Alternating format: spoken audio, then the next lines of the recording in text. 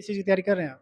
इसमें सीटेट है और बिहार टीआरई का। में हो गया तो फिर भी आगे मतलब एसएससी, सीजीएल वैसे तो का मेरा एग्ज़ाम। मेन फ़ोकस रेलवे पे एग्ज़ाम पे ही रहता है और मतलब अदर्स एग्ज़ाम पे नहीं रहता है।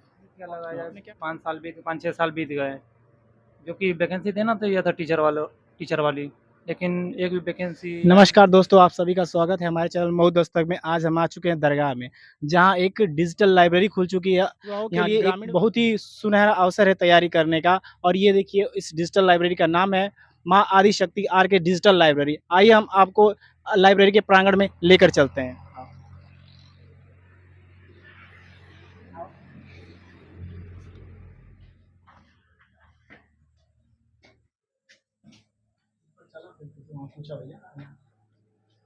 तो अभी यहाँ पे मौजूद हैं इस डिजिटल लाइब्रेरी के ऑनर राम निवास यादव जी। आइए इनसे जानते हैं इन्होंने किस रुचि ली, दिलचस्पी ली कि यहाँ पे युवाओं के लिए एक सुनहरा अवसर प्रदान किया। तो आप पहले तो आपका धन्यवाद कि आप हमारे यहाँ जो भी बताने आए हैं समाज को।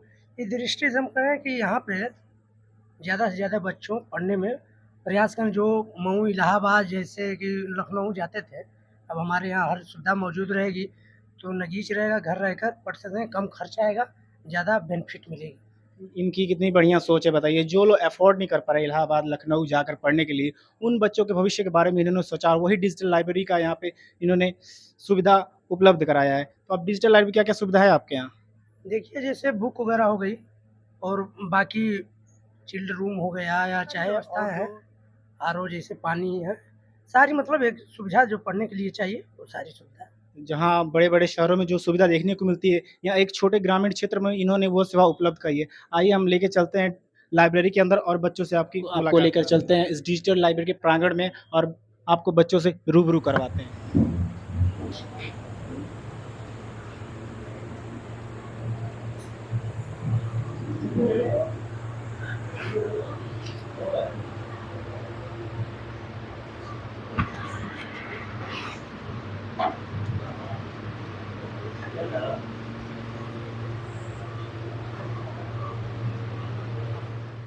आपको क्या सुविधाएँ मिल रही हैं यहाँ पे लाइब्रेरी में? यहाँ पे तमाम सुविधाएं हैं, वाईफाई है, पानी है, कंफर्टेबल सीट है। यहाँ पे आइए, शांति का माहौल आता है, आराम से बैठ के पढ़िए।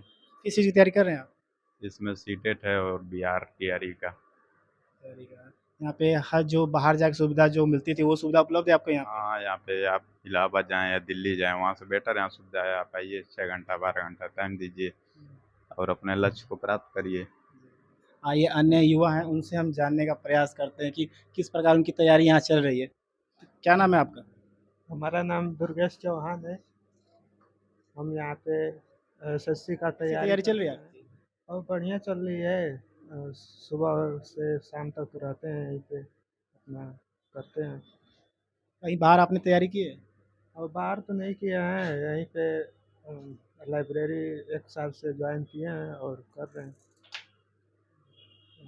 ठीक है, अन्य लोग हैं इनसे जान। My name is Kishan. किस चीज़ की तैयारी कर रहे हैं? जी, जी की कैसी तैयारी चल रही है आपकी?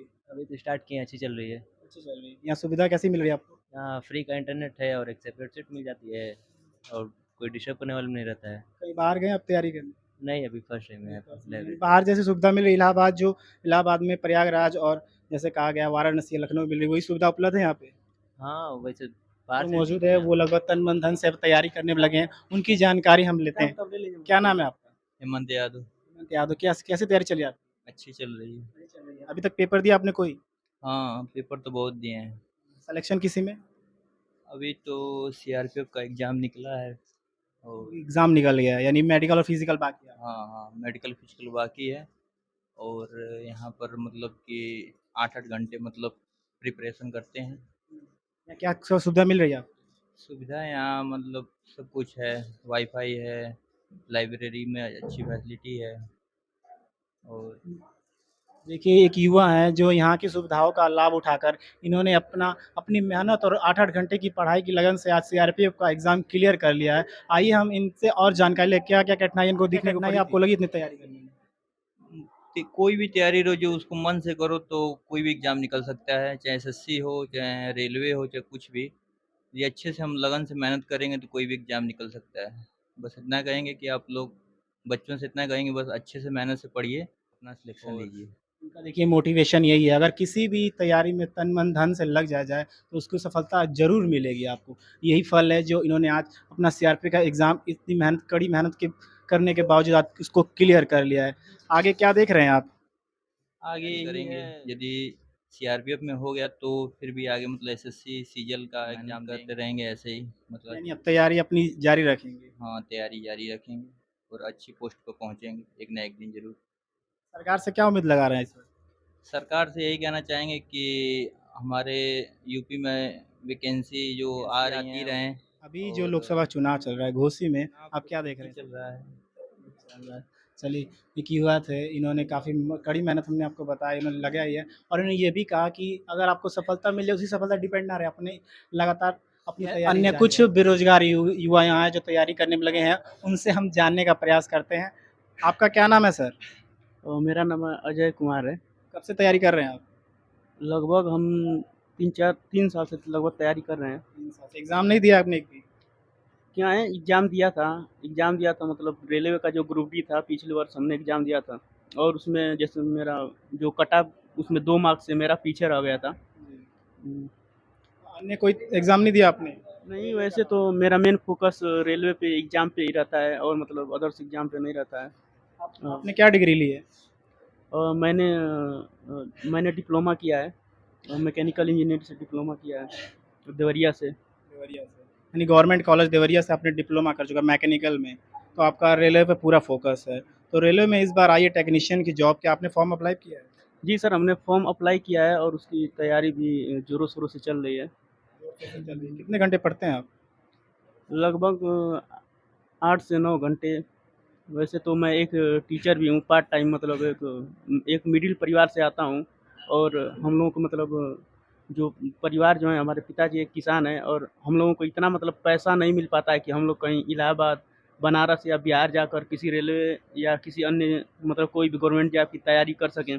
हम लोग जो है एक मीडियम वर्ग परिवार से आते हैं और हमारे इस लाइब्रेरी के जो भाई हमारे रामनिवास हैं, उन्होंने लाइब्रेरी इस गाँव में खोलकर इन्होंने बहुत ही अच्छा काम किया है, जो कि मीडियम वर्ग के मतलब छात्रों के लिए बहुत ही सुविधादायक है। यहाँ पे फ्री में वाईफ़ाई हम घर पर ही कम पैसे में और कम खर्च करके वाईफ़ाई की सुविधा लेकर और हर एक एग्ज़ाम की तैयारी ऑनलाइन कर सकते हैं और ऐसे-ऐसे एग्ज़ाम को हम बहुत से टारगेट करके और उसको निकाल भी सकते हैं। देखिए एक युवा हैं जो काफ़ी बेरोज़गारी के समय भी और गरीबी के चलते भी 8 घंटे पढ़ाई करते हैं और पार्ट टाइम ये टीचर का जॉब भी करते हैं। ऐसे-ऐसे युवा लगे हुए हैं रोज़गार के मामले में और हमारे यहाँ पे लाइब्रेरी के जो ऑनर है, इन्होंने ग्रामीण क्षेत्रों में व्यवस्था कर दी उस युवाओं के लिए कि जिसके पास इतनी आर्थिक स्थिति मजबूत नहीं है, कोई इलाहाबाद और प्रयागराज, वाराणसी और दिल्ली जाकर पढ़ाई कर सके। इन युवाओं के लिए एक ये मिसाल साबित हुई और यहाँ पे वो सभी सुविधा उपलब्ध है इस लाइब्रेरी में, जो बाहर बड़े-बड़े शहरों में देखने को मिलती है। यहाँ हमारे एक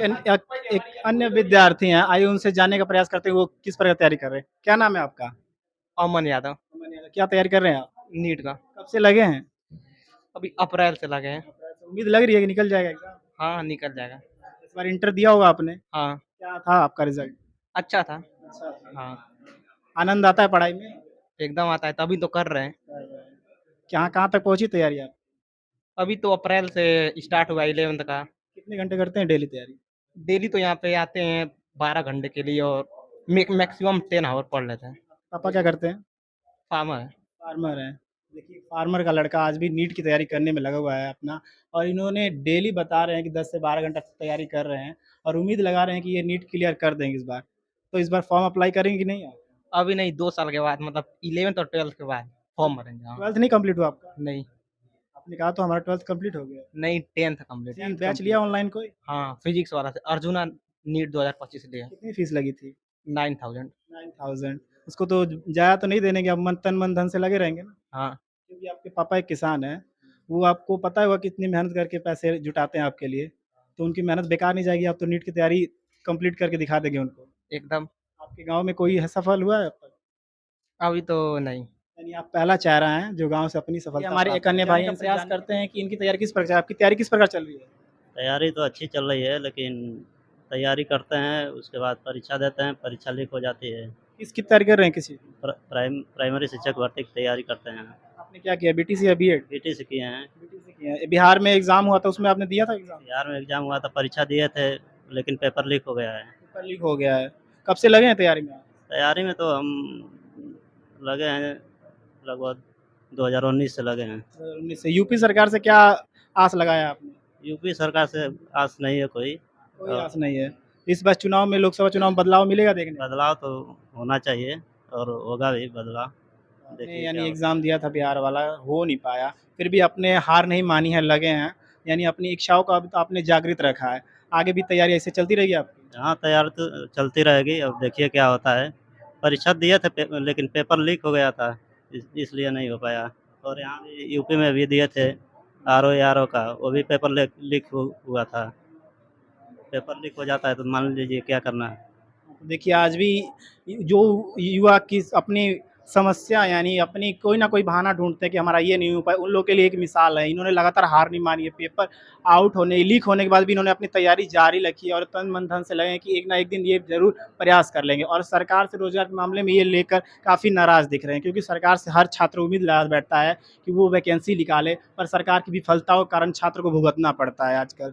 इसलिए हम हर सरकार से, कोई भी सरकार है, उससे गुजारिश करें खासकर युवाओं के भविष्य के साथ वो खिलवाड़ ना करें, क्योंकि काफ़ी कुछ त्याग करके एक युवा तैयारी करता है और उसकी तैयारी का अगर परिणाम सही से नहीं निकलता है तो वही युवा हार कर, टूट कर मन की इच्छा खो देता है और वही गलत रास्ते पे चल जाता है। तो आप यानी अपनी सफलता प्राप्त करके रहेंगे?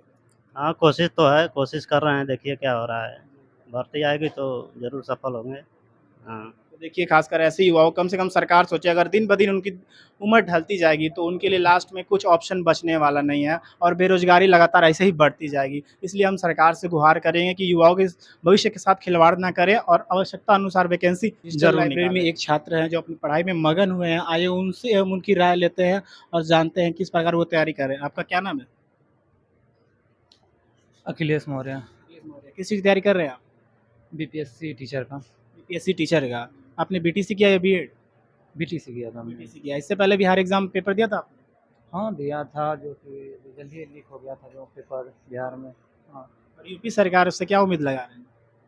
यूपी सरकार से क्या उम्मीद लगाए, यही है कि बस 2018 से अभी तक तो कोई उम्मीद दिखाई नहीं दी।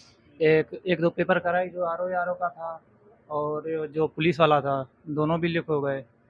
और उम्मीद क्या लगाया जाए, 5 साल बीत 5-6 साल बीत देना चाहिए था टीचर वाली, लेकिन एक भी वैकेंसी आई नहीं और हम लोग दूसरे राज्य में जाके कंपटीशन तैयार कर रहे हैं।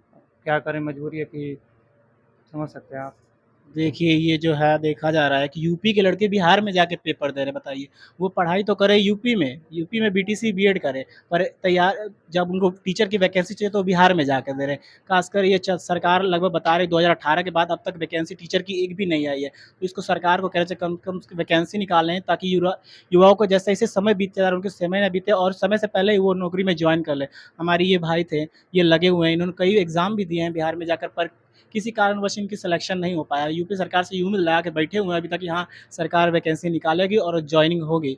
तो कब से तैयारी कर रहे हैं इस लाइब्रेरी में आप? 2 से ढाई महीने। यहाँ सुविधा क्या मिल रही है आपको? सुविधा तो लगभग सब कुछ है, पंखा है, इन्वर्टर है, सब पानी की बढ़िया सुविधा है। फैमिली जैसे सब लोग रहते हैं यहाँ पे, सब बढ़िया है।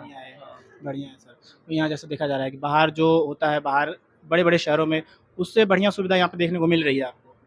लगभग सब ठीक ही है, मतलब उसी समान है, बढ़िया है सब कुछ यहाँ पे। प्लस पॉइंट है कि आपकी ये ग्रामीण क्षेत्र में खुल गया है। क्षेत्र में है, बढ़िया से। अन्य जो यहाँ पे 3-4 लाइब्रेरी हैं, वहाँ से ठीक-ठाक है यहाँ पे सुविधा। ठीक-ठाक है। यहाँ आर्थिक स्थिति से कमज़ोर युवाओं के लिए एक सुनहरा अवसर है लाइब्रेरी। फीस भी बहुत मेंटेन रहता है, ज़्यादा कुछ वो नहीं करते हैं, जितना दे दो उतना ले लेते हैं। और यही है कि एसी की सुविधा तो नहीं है, लेकिन सब कुछ अच्छी है यहाँ पे। कूलर लगवा दिए हैं, वाह सब कुछ सब बढ़िया है सब कुछ। इस बार क्या देख रहे हो लोकसभा चुनाव में, कौन आ रहा है? बस यही उम्मीद है, जो भी आए अच्छा आए। उम्मीद तो अच्छे लोग की रहती है कि मतलब जो भी आए वैकेंसी लाए युवाओं के लिए, उनके रोज़गार के बारे में सोचें। क्योंकि अगर बच्चे नहीं बढ़ेंगे तो ये पूरा देश नहीं बढ़ेगा। देखा जा रहा है एक मैनिफेस्टो है कांग्रेस का, उसने नवंबर-दिसंबर तक का 30 लाख वैकेंसियाँ वो पूरा करके दिखाई। क्या लगता है आपको? लगता क्या है, बस जो भी आए वैकेंसी उसको पूर्णतः सही तरीके से कराए। जो देखें बताएं ना भी कि आरओ और जो पुलिस हुई है उसको भी अब लीक होने के कारण अब होगा कि नहीं होगा उसका भी कंफर्म नहीं है। बहुत से ऐसी वैकेंसी है जो होने के बाद, एग्ज़ाम होने के बाद आज भी कोर्ट में चल रहा है मैटर उन सबका। तो क्या उम्मीद किया जाए। बस यही है कि रोज़गार दें अच्छी तरीके, जो भी आए अच्छी तरीके से रोज़गार दें और बच्चों के बारे में सोचें। यानी आज भी युवा हर किस कोई भी सरकारों से उम्मीद लगाए बैठा है कि हाँ, उनके भविष्य के बारे में सरकार वो सोचेगी, पर सरकारें आती हैं चली जाती हैं, युवाओं का भविष्य लगभग वो खराब करते ही दिखाई दे रही हैं। फिर भी कुछ युवा मेहनती अपने तौर पे लगे हुए हैं, उन्होंने अब तक हार नहीं माना है, सरकार से उम्मीद लगा के बैठे हैं।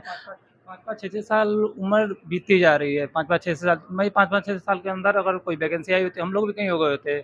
अब मान लीजिए अब इतनी उम्र ख़त्म हो गई, मान लीजिए 30-31 साल उम्र हो जाएगी किसी का, उसके बाद कुछ दिन के बाद और भी किसी वैकेंसी में कोई बैठ पाएगा, कोई 28 साल के लिए होता है ना, कंपल्सरी कि 28 साल के लिए एज क्राइटेरिया होता है। Age category. तो अब मान लीजिए 28 साल का जिसका रहेगा, 4-5 साल ऐसे बैठा दे तो क्या एग्ज़ाम देगा या नहीं देगा, कहाँ से उसका सिलेक्शन होगा। चलिए टीचर वाले में हम लोग का है तो हो जाएगा, 35-40 साल तक तो उसका एज कैटेगरी होता है, एज लिमिट होता है, उसमें तो हो सकता है। लेकिन वो भी वैकेंसी आई तो ना, वो भी नहीं आ रही तो क्या करें, बस बैठे हैं, वैसे ही चल रहा है जैसे चलना चाहिए।